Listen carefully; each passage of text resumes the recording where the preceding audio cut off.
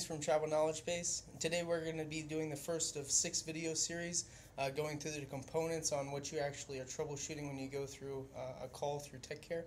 We really want to make sure that when you hear, hey, ask probing questions, that you actually know what you're going to be doing with those answers when you get the customer's input from whatever you're asking them. So as you ask those questions, there's mainly 6 things that could go wrong on a phone. You have the device, which could either be the SIM or the phone. You have the network, which could either be a global issue or just a specific tower issue. You have an account issue, which could be IHLR network provisioning, or something in the account like a SOC or something like that. So today's video, we're actually going to take over the SIM so we can all know exactly what we're actually troubleshooting and what the answers give us when we're talking about a SIM card. The first thing to know, because we talk about our network with cars and highways and things, the SIM card is your driver's license. So when we're going through and we have a car not running well or running slow, that has nothing to do with someone having a driver's license or not.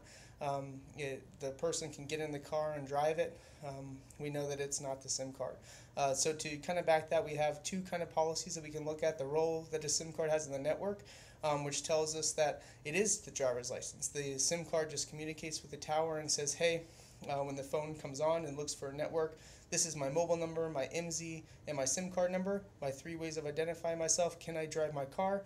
Yes, absolutely you can. So the SIM card is kind of set aside by the phone and only access through the device to get like contacts and SIM messages and things like that. It does nothing with quality of service at all after it registers in. Just like a driver's license has nothing to do with how the car runs after we do our driver's test and make sure that we're authenticated to be able to drive the car.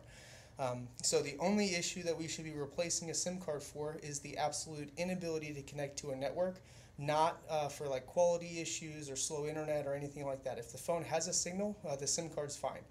So the inability to connect to a network like T-Mobile's network would be a SIM card's change, as well as 2 big exceptions would be the inability to connect to a Wi-Fi network and make calls would be the GBA SIM card, where we would update that, but that's still unable to register to the network. It's authenticating. It doesn't have the Wi-Fi correct authentication, as well as the LTE if we don't have the right SIM card, which is not a legacy SIM, so anything past 2010 will be fine. Last 5 years, you shouldn't really see that anymore. So if your phone's unable to connect to any T-Mobile tower at all and have no network at all, then we would replace the SIM card after some troubleshooting. If we can't do the Wi-Fi because of authentication, it would be the SIM card, get a GBA.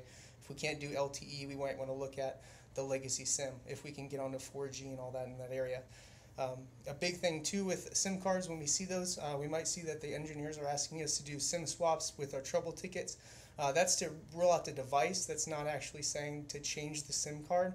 It's basically just want to make sure that we know that the SIM's working, so we want to prove to the customer that it's something within the phone, or to make sure that we don't need to do an exchange on the device. By putting the SIM into a different device, it tells us what's happening with the phone that we have with the customer that's having the problem.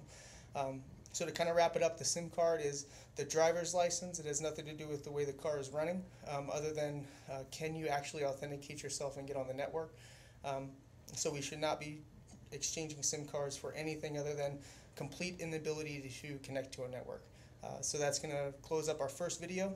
Remember that the next 5 videos will be over the phone and breaking that down in between hardware and partitions. Then we'll be going through our network and how to search through global and single site issues, and then we'll go down to the account and check out IHLR and the quick steps. Thanks for watching, and I hope you have a great day.